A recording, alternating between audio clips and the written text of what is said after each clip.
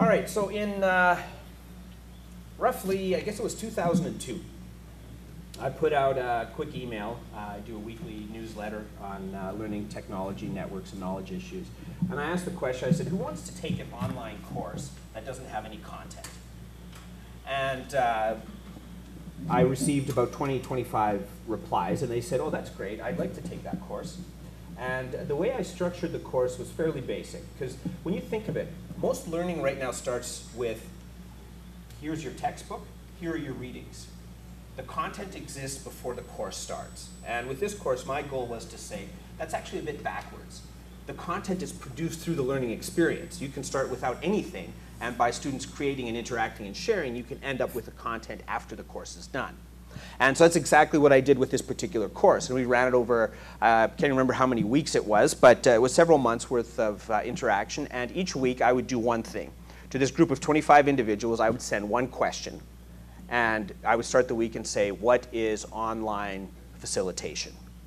And then the group would discuss. This was, I didn't use Moodle, I didn't use an LMS. It would have made it a lot easier. I think I used Yahoo Groups or something like that at the time. And people would reply and say, online facilitation is this, and they would provide a link. And someone else would say, no, no, no, no, that's not online facilitation. What about this? And then they would say, oh, I hadn't thought about that, but I think you're wrong here. And so what was happening was individuals were, for lack of a better word, colliding ideas, right? They were exchanging, they were sharing, and they were building on each other's contributions.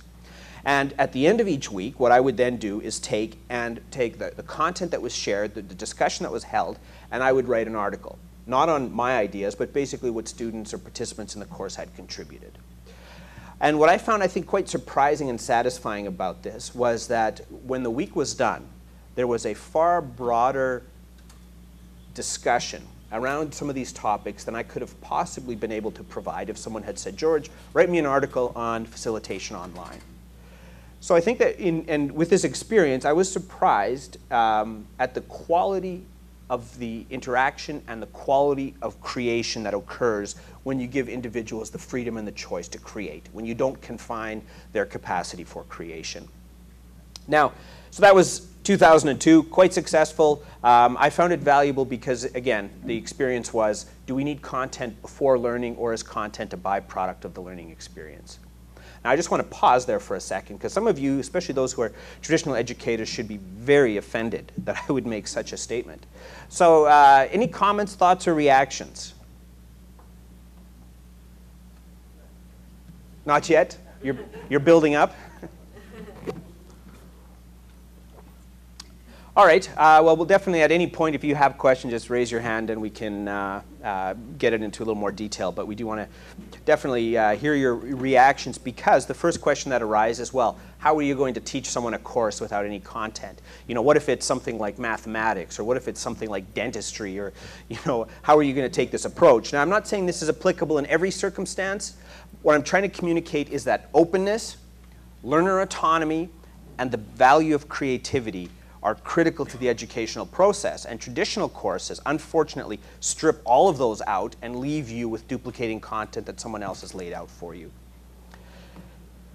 Then in 2008, together with Stephen Downs, we ran a course called Connectivism and Connective Knowledge. Now, rather than tell you the design principles behind what I would call a connectivist course, I'm just going to show you what we did with the course so you have an understanding of the activities that were involved. We started off in, I think it was July of 2008. I posted this to my newsletter. Stephen posted it to his newsletter. And we ended up with about 2,300 participants that said, hey, this is interesting. I'll take a course on that. And so we decided to take the course and, as much as possible, change the nature of the interaction that students have with each other and with information.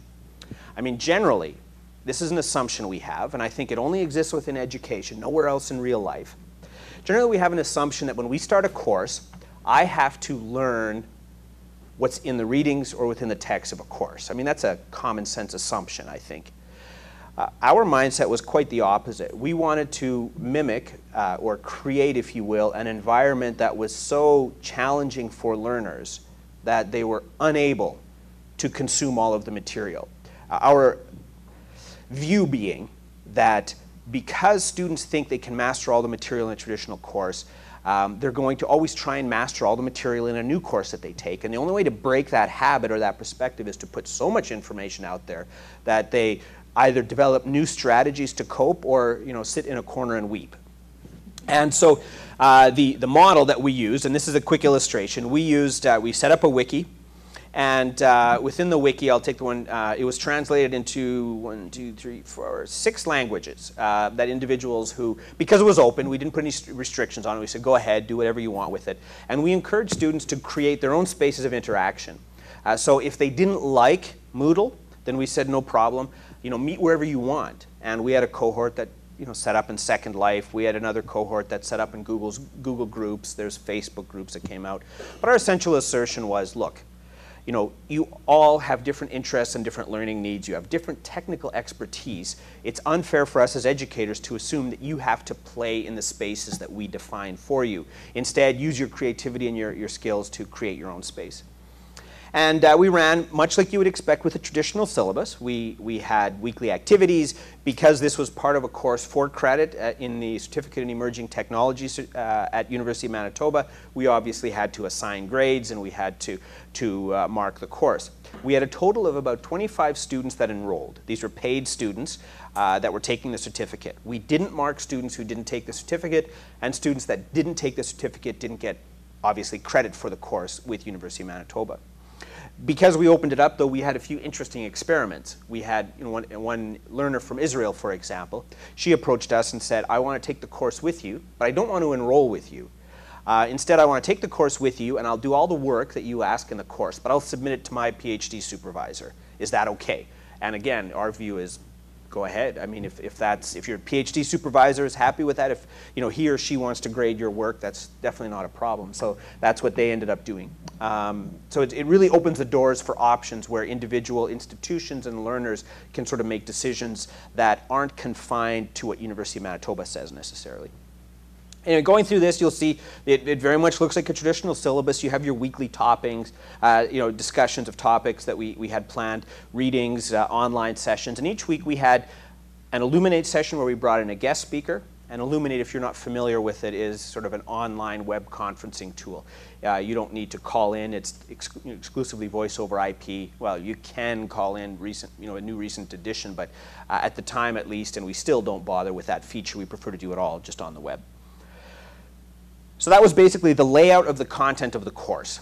Now, there's a few things that we did differently from a traditional course. So one of the things that we attempted to do was, as stated, to sort of disrupt this notion that we can consume all of the learning material ourselves. So we set up a Moodle discussion board, much like you would expect. It's a traditional Moodle forum. I believe you use it here at the university, so you're familiar with the layout. And we had a fair bit of activity, as you likely would expect if you have 2,300 students in a course. Introductions, for example, were page after page after page. Some forums getting 100, 105 plus discussions. A lot of them getting 0, 1s, 2s in terms of replies. So even though we had a large number of students, we actually had a smaller percentage of students overall that were active participants, especially within Moodle. Second thing that we did was that we took the layout of the course, at least, and we asked individuals to just post anywhere. So if you had an existing blog, all you had to do is use the course tag. Then we used Google Reader to track the tags. Now, I think you can possibly see what's developing here, which is if your students post their material anywhere, not in your own space, you start to distribute the learning experience, and you start to distribute the knowledge technically that's developed within a course.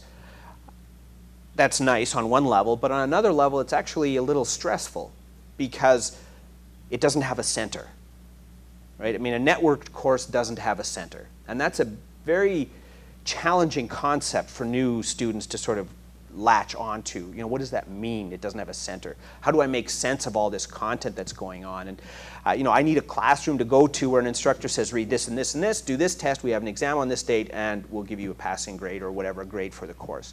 So when you go in this kind of an environment, the first thing, you're breaking a lot of the traditional markers of comfort that we have in a course.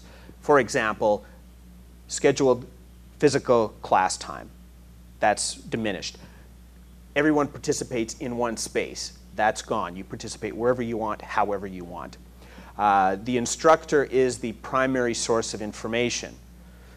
That's gone, right? Because in a lot of cases, you know, our students, in some cases, the course we're doing right now, which I'll demonstrate in just a bit, the course we're doing right now, you know, you have 2, 3, 4, the first week I think we had 480 some posts, right? That's an awful lot more posts in the Moodle forum than I could possibly imagine doing in a week. So what happens is the instructor becomes a node within an overall network of knowledge rather than the pin or the key peak or the primary node in a hierarchy. So it's not that the instructor is no longer important. They're still critically important because, as you can see, we put together the reading list, we put together weekly discussions and activities. We gave a structure, an ecosystem, if you will, for interaction, but we didn't define the nature of that interaction and we didn't define the particular activities that students could engage in. We did do a few things, though. We used a variety of aggregators. Not all of these are currently working, but we used a course called, or a tool called Course Meme Tracker, which tried to group shared concepts together under a similar idea. So much like Google News, if you're familiar with it, you know, there's 1,100 articles about the Chilean miners. It doesn't list all 1,100, it lists it as a block. And so we tried doing that with an aggregation tool. We used page flakes, and we also used a service called Grasshopper, which Stephen Downes wrote, and that's what's being used in that system. But I'll talk about that a little bit more later. And then, of course, your recordings and everything else was open. Okay so far? Now, experiences. This, I think, is where it gets a little bit more complex. Some students thought it was a most enjoyable course. They were active, they were engaged, they found it to be very satisfying from a learning experience. They formed networks that I still see online now. I know at least, I think, 4 peer-reviewed papers that have come out of that course in particular in you know, different conferences or journals as a result of people looking at it and saying, what does this mean? What is this? What are my experiences? But there's other students who absolutely hated it. And they didn't like the feeling of being lost. They didn't like, as I mentioned earlier, the comfort system that we have, which this is a syllabus, this is where I go when I want to read the course, these are the tools that I need. They didn't like the freedom, for lack of a better word. And so I think in that sense, there is a real challenge that we face around those concerns, and we still do. I'll get into our course that we're doing right now and talk a little bit about some of the frustration students are having there. So we haven't done a great job yet of building the student support structure in place because, quite honestly, learning how to use the tools is the easy part, right? Using Facebook, using blogs, using Twitter, it really doesn't take a lot of time. I mean, you could probably in a one-day session with a group of faculty bring them up to speed, at least a touching familiarity with most of the main tools that are out there today.